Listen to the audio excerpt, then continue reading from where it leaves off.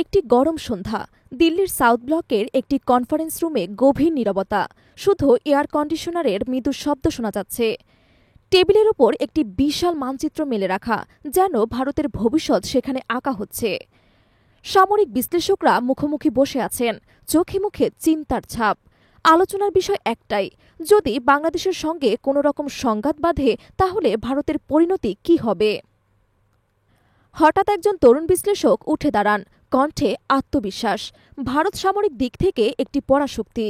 বিমান, নৌ এবং স্থল, ৩ বাহিনী মিলিয়ে আমরা এগিয়ে। যুদ্ধ হলে আমাদের জয় নিশ্চিত। তার বক্তব্য জুড়ে এক ধরনের উদ্দীপনা ছড়িয়ে পড়ে। কিন্তু টেবিলের কোণে বসে থাকা অবসরপ্রাপ্ত জেনারেল রাম সিং, যিনি জীবনের বড় একটা সময় যুদ্ধে কাটিয়েছেন, ধীরে ধীরে সামনে ঝুঁকে পড়েন। তার চোখে তীক্ষ্ণ দৃষ্টি। তিনি বলেন, তোমরা যদি সত্যি ভাবো বাংলাদেশকে হারানো সহজ হবে, তবে সেটা মারাত্মক ভুল হবে। দেশটা ছোট হলেও এর ভৌগোলিক অবস্থান যুদ্ধের জন্য বিপজ্জনক। বাংলাদেশ ক্ষতিগ্রস্ত হবে ঠিকই, কিন্তু ভারত নিজের অস্তিত্বের সংকটে পড়বে। ঘরে হঠাৎ এক অস্বস্তিকর নীরবতা নেমে আসে, যেন কেউ অক্সিজেন টেনে ধরেছে।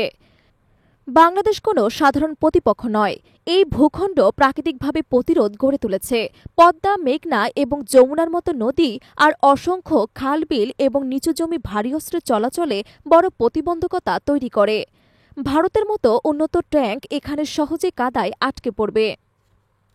বর্ষার সময় জলোচ্ছ্বাস এবং বন্যার সামরিক অভিযানকে আরও কঠিন করে তুলতে পারে। ইতিহাস বলে, মুঘল যুগে বাংলার নবাবরা দিল্লির অধীন না থেকে প্রায় স্বাধীনভাবে শাসন চালাতেন। ব্রিটিশদের শাসনকালে বাংলার প্রান্তিক এলাকাগুলোতে তাদের দখল ছিল সীমিত আকারে। ১৯৭১ সালে গেরিলা কৌশলে মুক্তিযোদ্ধারা শক্তিশালী পাকিস্তান সেনাবাহিনীকে হারিয়ে দিয়েছিল।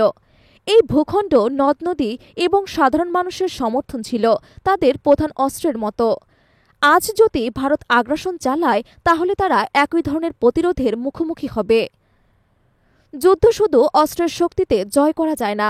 আমেরিকা ভিয়েতনামে হেরেছিল, রাশিয়া আফগানিস্তানে টিকতে পারেনি। বাংলাদেশের জনগণের মনোবলই তাদের আসল শক্তি। ১৭ কোটি মানুষের হৃদয়ে জাতীয়তাবাদী চেতনা প্রবল। তাছাড়া বাংলাদেশের সেনাবাহিনীর সক্ষমতাও উপেক্ষা করার মতো নয়।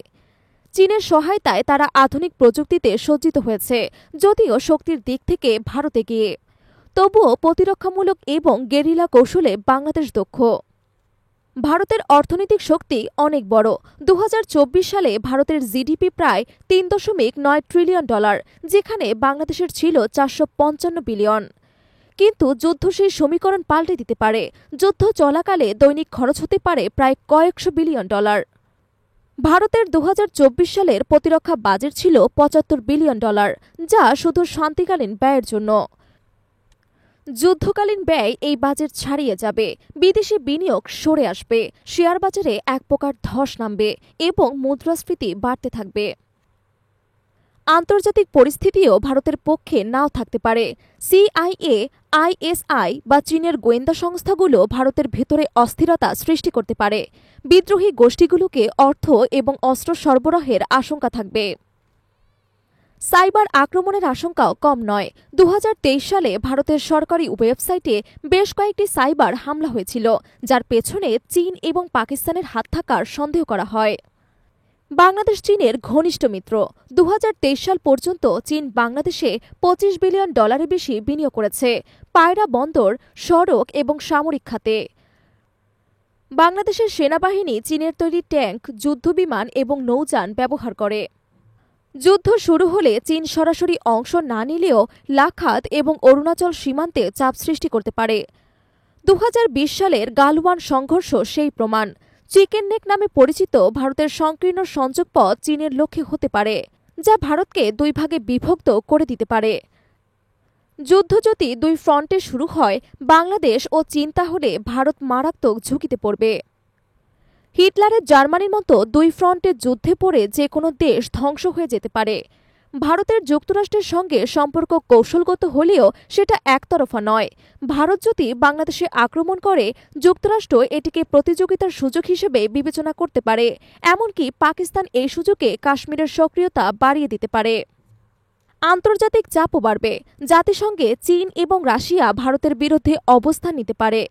পশ্চিমা নিষেধাজ্ঞা ভারতের অর্থনীতিকে বড় ক্ষতির মুখে ফেলতে পারে। ফিরে আসা যাক দিল্লির সেই কনফারেন্স রুমে। ঘরে এখনও নীরবতা। বিশ্লেষকেরা একে অপরের দিকে তাকিয়ে আছেন। মিডিয়া যতই ভারতের শক্তির কথা বলুক, বাস্তবতা বলছে ভিন্ন কথা। বাংলাদেশকে পরাস্ত করা অসম্ভব নয়, কিন্তু এর মূল্যে ভারতকে চরমভাবে ভুগতে হবে। অর্থনৈতিক বিপর্যয়, অভ্যন্তরীণ বিশৃঙ্খলা এবং বৈশ্বিক বিচ্ছিন্নতা এই যুদ্ধ ভারতের জন্য এক বিপর্যয় হতে পারে। জেনারেল রাম সিং উঠে দাঁড়ান। মানচিত্রের দিকে তাকিয়ে বলেন, বাংলাদেশের সঙ্গে যুদ্ধ মানে আবারও ভারতকে নিজের অস্তিত্বের জন্য লড়তে হবে। কিন্তু প্রশ্ন হল, আমরা কি এবারও জিতব নাকি আত্মবিনাশ ডেকে আনব? ঘরে প্রতিধ্বনি ওঠে। রাত ঘনিয়ে আসে। সীমান্তে চরম নিস্তব্ধতা। আকাশে দুঝাঁক পাখি উড়ে যায়, যেন শান্তির বার্তা দিয়ে। তবে দিল্লির প্রাসাদে একটি প্রশ্নে ঘুরে ফিরে আসে, প্রধানমন্ত্রী কি যুদ্ধ চান নাকি শান্তি চান?